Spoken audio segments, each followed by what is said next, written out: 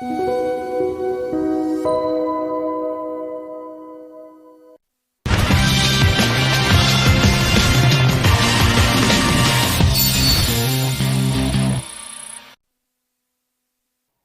증권통 투자 업데이터 시간입니다. 개장 전 중요한 리포트들 4가지 함께 살펴보시죠.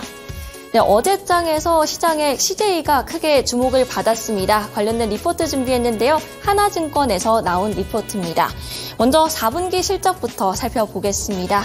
네, 이제 영업이익 성장세가 두드러졌다라고 적혀 있는데요. 실제로 이제 모든 자회사에서 영업이익이 큰 폭으로 개선됐다라고 합니다.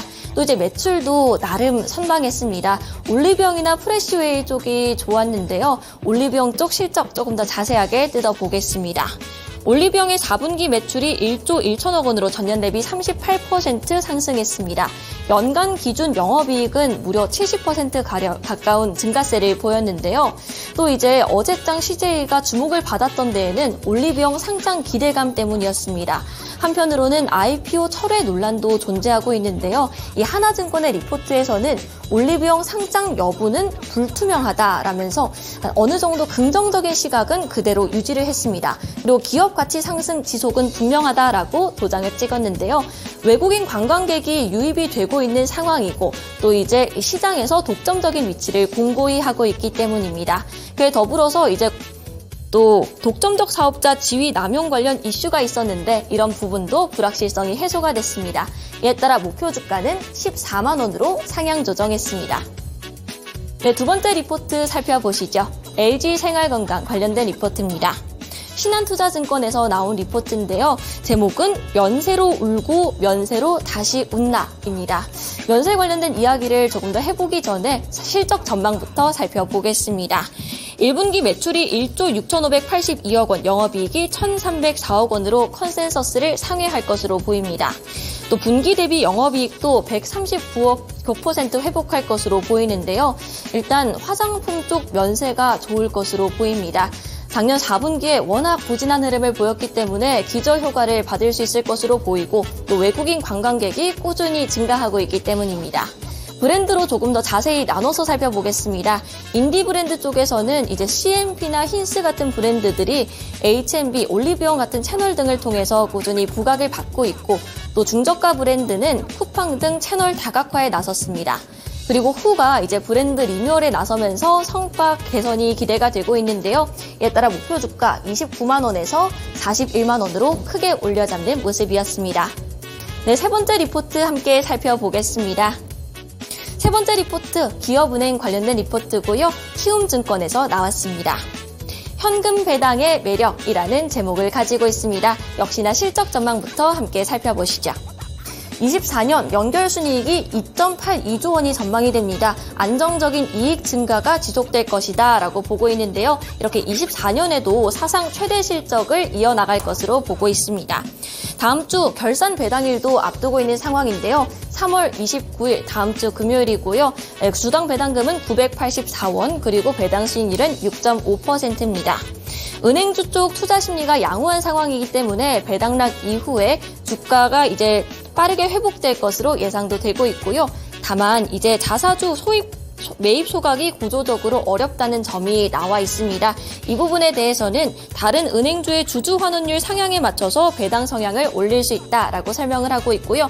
오히려 배당을 선호하는 투자자들에게는 좋은 투자 옵션이 될 것이라고 말을 하고 있습니다. 이에 따라 목표 주가 2만 원으로 상향 조정했습니다. 마지막 리포트 살펴보겠습니다. SOL 관련된 리포트입니다. 한국투자증권에서 나왔습니다. 1분기 믿을 건 정유라고 하고 있는데요. 먼저 유가와 정제 마진부터 살펴보겠습니다. 1분기 유가와 정제 마진은 상승 성장세를 보이고 있습니다. 먼저 유가부터 살펴보시면요. 두바이유가 지난해 12월에는 77달러 선에서 움직이고 있었습니다. 다만 올 들어서 84달러까지 반등하는 모습을 확인할 수 있었고요. 또 이제 정제 마진의 경우에도 호황기를 넘어서 안정적으로 10달러대에서 유지가 되고 있습니다.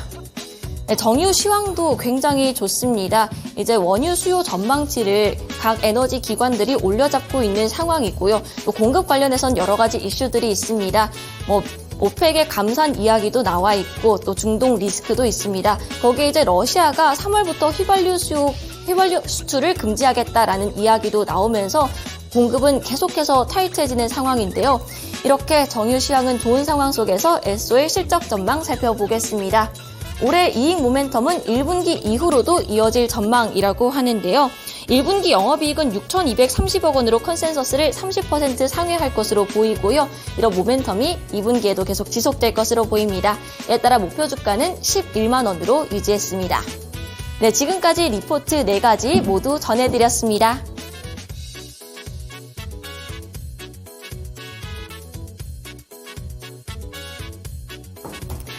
네, 주가에 영향을 끼칠 만한 증시 일정 체크해 보도록 하겠습니다. 먼저 국내 일정부터 살펴보시죠. 네, 첫 번째 일정으로는 현대모비스의 배당 라길입니다. 기아가 배당 라길에 크게 주가가 흔들렸던 경험이 있기 때문에 현대모비스의 주주분들 주가 변동성 체크하셔야겠습니다. 다음 일정 체크해 보도록 하겠습니다. 오늘부터 게임사가 확률형 아이템에 대해서 의무 표시 제도가 시행령 개정안이 입법됩니다. 그렇기 때문에 관련 테마로는 게임과 모바일 게임주들 주가 흐름 체크해 보셔야겠는데요. 모든 확률형 아이템에 대한 정보를 이제 게임 안팎으로 공개를 해야 합니다. 이는 게임 섹터에 대한 규제로 적용되니까요. 해당 내용들 꼼꼼하게 체크하시기 바랍니다.